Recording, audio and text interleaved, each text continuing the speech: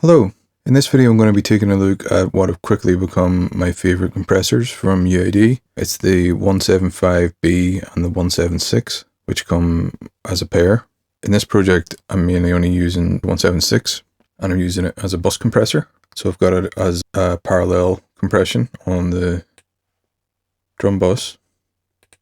Then I've got it on the electric guitar bus.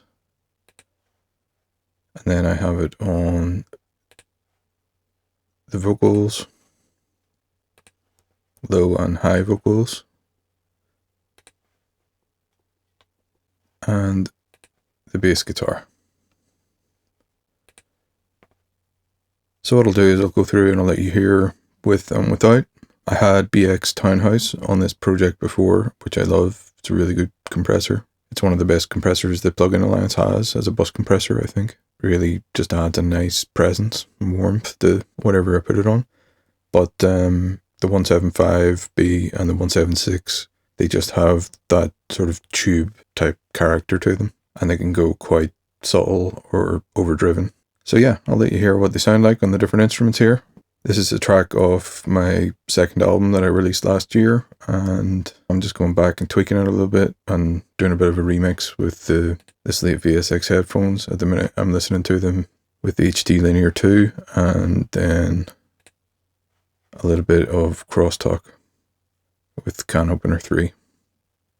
So it just adds a bit more of a speaker-like quality to the HD Linear. So yeah, we'll get in, have a listen here.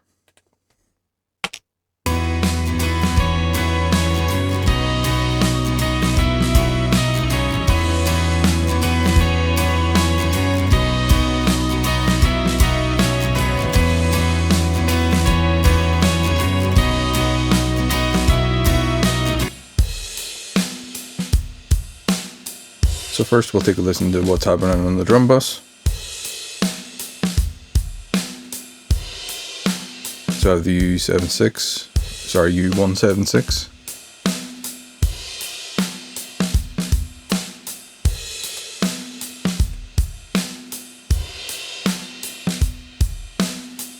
It's doing a fair amount of compression.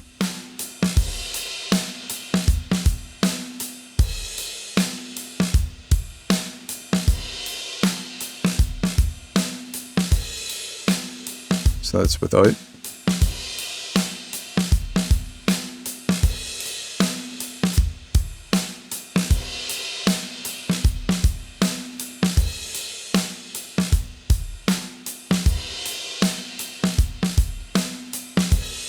I'll exaggerate it a bit.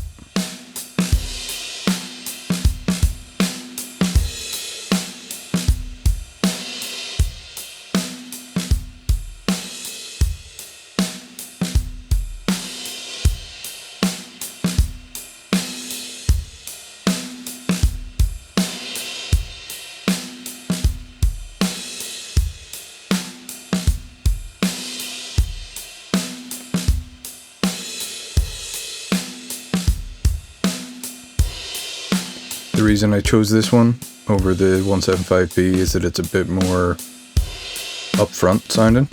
It's really good for bringing things forwards, so the more that you push the ratio, it tends to bring it forward more.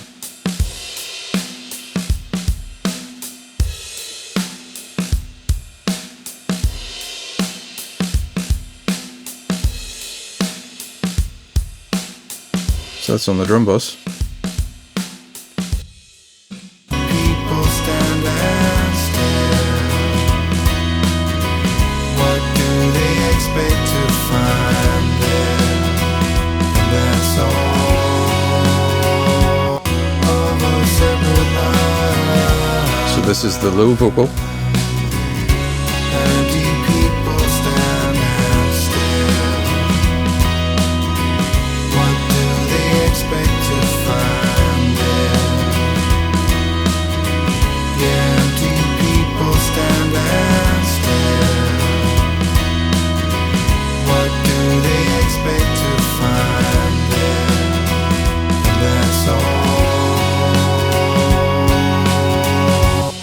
So just adding a subtle warmth to the vocal, bringing it forward just very gently, giving it that nice tube sort of goodness.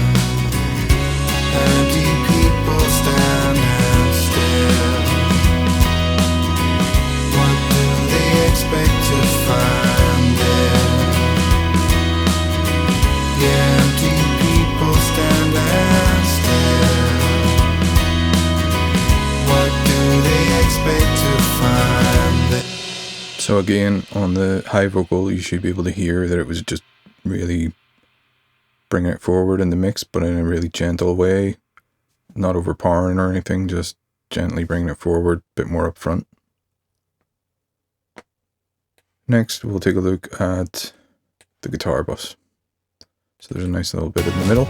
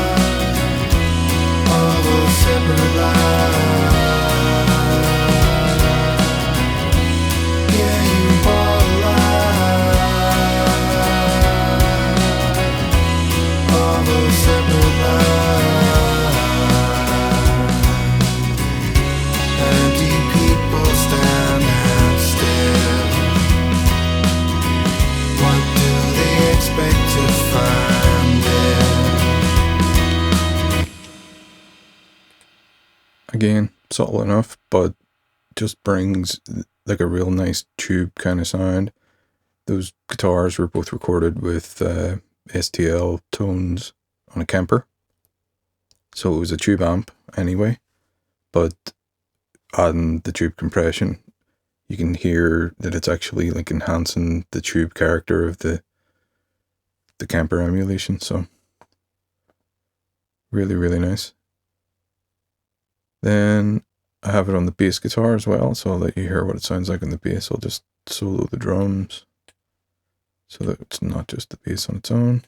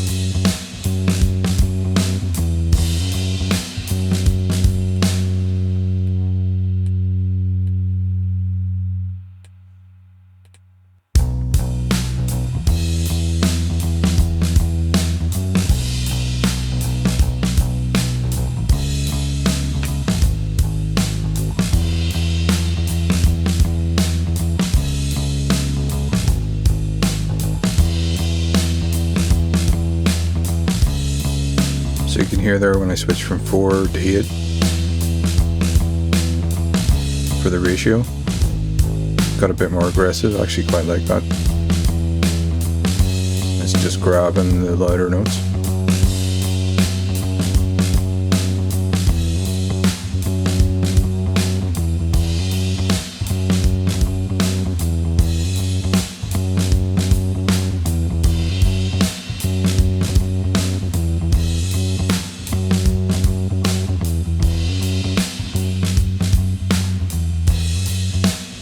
Pretty dramatic difference on the bass.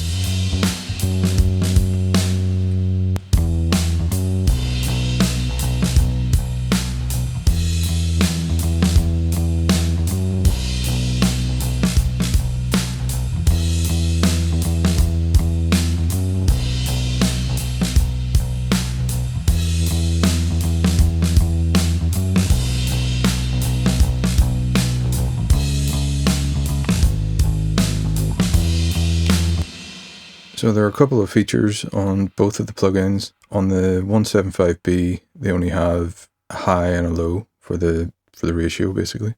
There's this little vernier button. When you have it switched there, it's stepped. When you have it here, you can fine tune. Then obviously you've got your attack and your release, and then there's a parallel mix knob, which is handy. And then you've also got this little screw here, which is for adjusting the input, like basically calibration. So if I increase it, then it starts grabbing a lot sooner. But if I bring it down,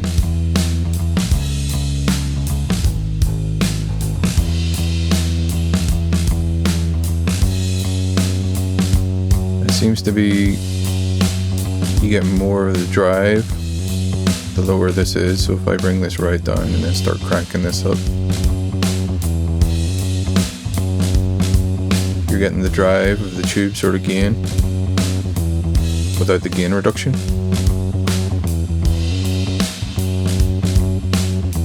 So that can be handy if you want to bring things more forward or saturate things. Also, I believe if I bring that to here,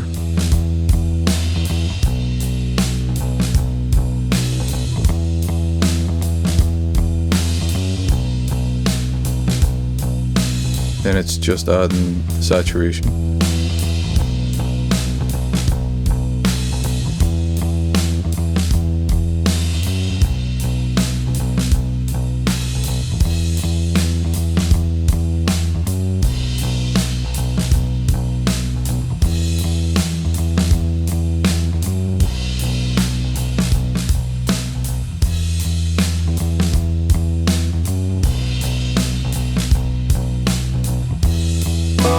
Separate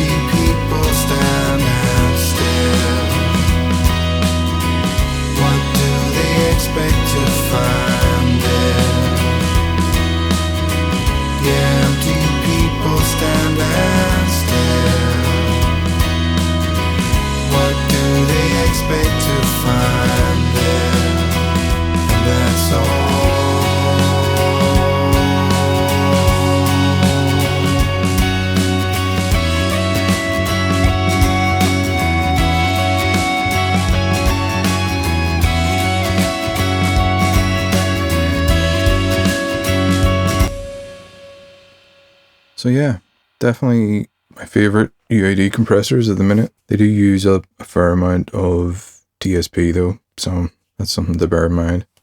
So they do use up quite a bit of DSP, 22.2% on mono, 34.3% on stereo. So it'll chew through. I've only got a quad core processor on my Apollo, so it chews through it quite quickly. So I'm mainly using them as a bus compressor, but I find what they're adding is great. So I'll sacrifice other UAD plugins and just use native stuff to use the 175B or the 176, depending on the material. The reason that I didn't load up the 175B to show you was because if I did, I would run out of DSP. So yeah, hopefully you found these audio examples helpful, and if you weren't aware of these compressors, you are now. Cheers.